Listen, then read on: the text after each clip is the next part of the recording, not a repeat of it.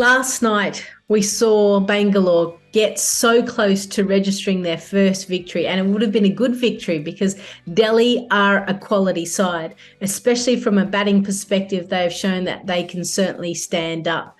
But you felt for Bangalore that 150 runs was always going to be a little bit tight, given the fact that the ball was turning a little bit, but still fast outfield, short boundaries. Elise Perry's innings was excellent.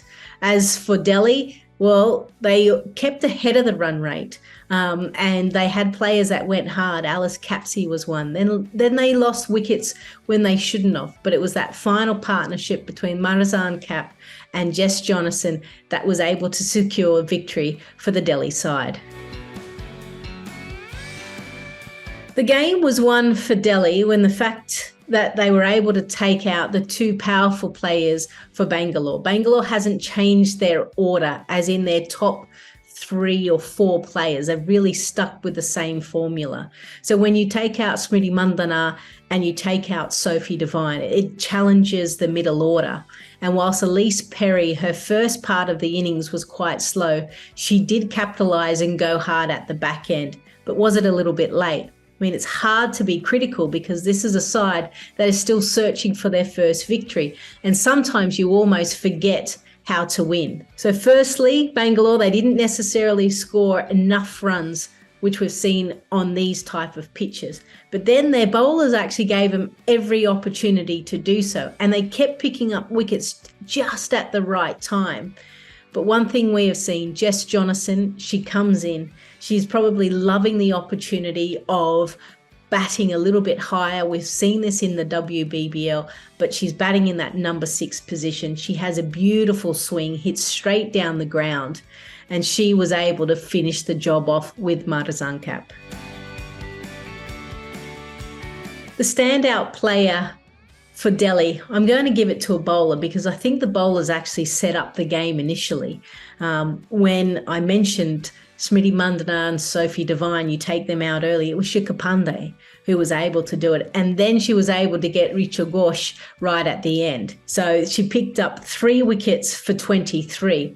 And just to top it off, she took a really good catch at short 45. Heather Knight coming inside, trying to get it just behind, just out of reach of the 45 fielder, which she was. She dived full length and took an absolute classic catch. You felt if that got away, then the partnership builds with very experienced players of Perry and Knight, but she was able to break it in the field as well. That is why Shikha Pandey is the standout player. Lesson of the day. Well, it's more like, what does RCB do? 6 games, 6 losses, 2 games left. Obviously, they can't make the finals, but what can they take out of it? Now, it's very hard to say what they should do because we're not in that change room. I don't know what they're doing. But you can see there's a lot of pressure that the players are putting on themselves and no doubt potentially externally. There are a lot of leaders. There are a lot of great players in that side. I would love to see them come out and just play with some freedom, play with a smile. I can't remember the last time I've seen Smriti Mandhana smile. And it's very easy to say that, sitting back and sitting out of that group. But if they can just enjoy themselves. Remember, players will still be playing for spots come next year's WPL. There's still a lot that they can do. They can disrupt other players as well. But they've just got to find that enjoyment. Right now, they're not enjoying it, as most competitive people do. If you're not winning, you don't enjoy it. But try and enjoy other aspects of the WPL and see if you can bring that in and onto the field. Well, who's topping the table? Hasn't moved again. It hasn't moved for a long time, really, in the positionings. The only thing is that Delhi gains an extra 2 points and now they're level with Mumbai, though they've played 1 extra fixture. Even from a net rate point of view, Mumbai are ahead, so they sit first, and then UP third. Gujarat 4th, and then Bangalore still searching for their first victory. They've got 2 games. They could potentially turn it around and at least get some points. That's what they'll be focusing on. But Delhi looking very comfortable at the moment.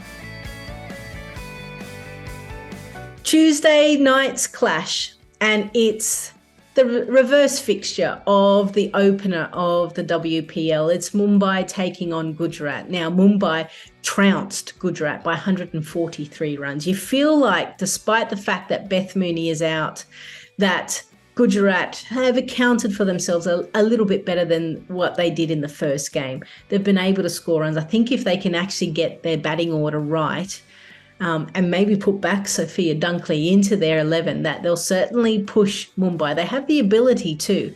And now that the decks are starting to hold and turn a little bit, it's a chance then for those players to that spin the ball and take pace off and cutters to be effective. For Mumbai, I'm going to go with Hayley Matthews. I think she's been in devastating touch at the top. But I also think she'll play a little bit more of a role as a spinner as well. I think she's loving the opportunity being in a different group, maybe not captaining as well like she does for her country, and we're seeing her best cricket. Can Gujarat fight back and just remind everyone that they're a good enough side to account for the top side in the competition based on the ladder? It's going to be a fascinating match. So tune into Cricbuzz for all of the action.